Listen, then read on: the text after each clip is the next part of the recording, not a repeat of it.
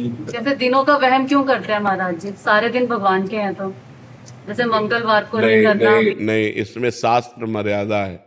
इसमें जो शास्त्र मर्यादा है उसका हमें पालन करना चाहिए। जैसे संध्या के समय मैथुन नहीं करना, भोजन नहीं करना, शयन नहीं करना, उस समय जप करना, भगवान का ध्यान करना।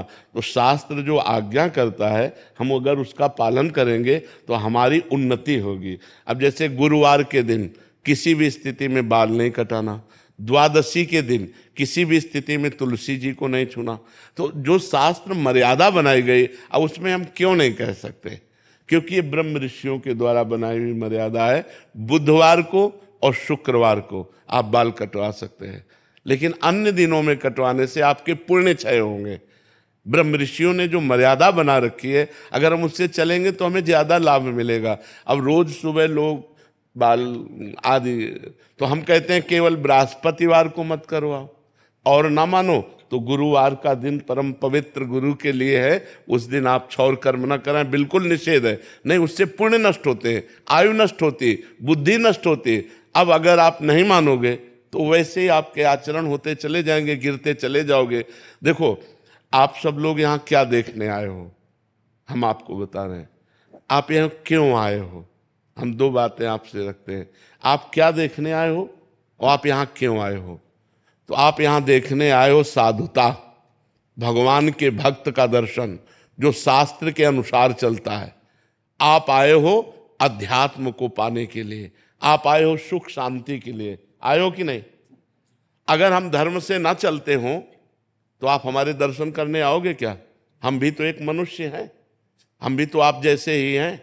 अगर हमारे अंदर अध्यात्म ना हो तो आप क्या सुनने आए हो?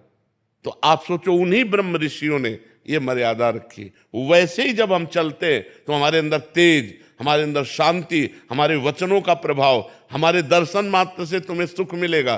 तो क्या वो आप नहीं बन सकते? आप विचार करो। तो जो शास्त्रों में लिखा है उस पे हम क्यों में नहीं लगाते, उसका हम आचरण करते हैं। जैसे डॉक्टर कहता है कि आपको ये नहीं खाना, ये नहीं खाना, ये नहीं, तो हम उनसे क्यों बोलते हैं क्या? दही नहीं खाना। अरे भाई, दही तो बहुत अच्छी चीज है, क्यों नहीं खाना? क्योंकि तुम्हारा रोग बढ़ जाएगा।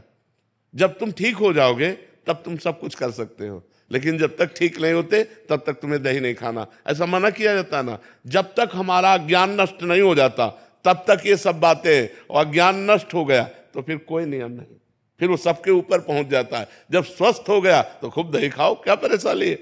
जब आप आत्मा स्वरूप में स्थित हो गए, देह भाव खत्म हो गया, तो बार बने या बना रखा रहे, क्या फर्क पड़ता है? तो हम अभी देहाभिमानी हैं, देह भाव से चलते हैं। तो हमें शास्त्र के नियमों का पालन करना। जो आज शास्त्र के नियमों का पालन नहीं करते हैं तो गिरते चले जाते हैं। अब ये शास्त्र आज्ञा करता है, जिस दिन से गर्भ आ जाए उस दिन से माता पिता को ब्रह्मचर्य रहना चाहिए।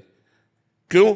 क्योंकि वही वीर शक्ति फिर उसके ऊपर जाएगी तो उसके दिमाग पे, उसके अंगों पे वो कुप्रभाव पैदा करेगी, वो उसकी हानि पैदा करेगी और उसमें गलत संस्कार पड़ जाएंगे। कौन मानता है? शास्त्र जो आज्ञा करता है अगर उसके अनुसार चलो तो आज सब सुखी हो जाएं। पर शास्त्र की आज्ञा का कहाँ पालन हो रहा है?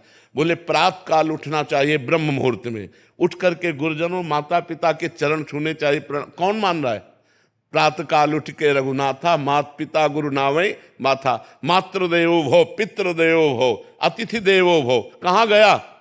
पहले लिखा होता था घरों में बड़े अक्षरों में अतिथि देवो भव, अब लिखा होता कुत्ते से सावधान, नहीं लिखा होता। तो हमारे जो शास्त्र कहते हैं उस पे हम क्यों लगाने का अधिकार नहीं करते? हम उनका पालन करते हैं। क्यों लगाने का मतलब है संशय करना, और पालन करने का मतलब श्रद्धा करना। और श्रद्धावान लभते ज्ञानम, श्रद्धावान ही ज्ञान को प्राप्त होता है, श्रद्धावान ही आनंद को प्राप्त होता है, श्रद्धावान ही परम शांति को प्राप्त होता है। इसलिए हमें लगता है शास्त्रों की आज्ञा का पालन किया जाए, ना कि उसमें क्यों रखा जाए। बस समझना है, हर भाव को समझना है। शास्त्र मर्यादा है। जैसे देखो, कहते हैं हम सब एक हैं, हम भी कहते हैं सब एक हैं। अब एक पिता के दो पुत्र हैं, एक बड़ा एक छोटा है। अब छोटा वाला बड़े के पैर छूता है, छूता है ना। अब ये मर्यादा है, शास्त्र मर्यादा है। तो देखो कितना अच्छा लगता है अगर छोटा वाला अकड़ के कर दे कि जिस बाप से तुम पैदा उसी बाप से हम पैदा हैं, क्या कमी है जो हम तुम्हारे पैर छुए? उद्दंडता कही जाएगी कि नहीं कही जाएगी? और जब भैया कह के पैर छूता है तो हाथ, तो ये जो हमारी एक मर्यादा बनी हुई है, जो हमारे शास्त्र आज्ञा बनी हुई है, उसका पालन करने से हमें आनंद मिलता है, हमें शांति मिलती है, हमारी उन्नति होती है। और जब हम शास्त्र की आज्ञा का उल्लंघन करते हैं तो अशांति होती है, क्लेश होता है और हम अवनति को प्राप्त होते हैं। इसलिए हमें लगता है जो शास्त्रों में लिखा है उसका अक्षरशः पालन करना चाहिए।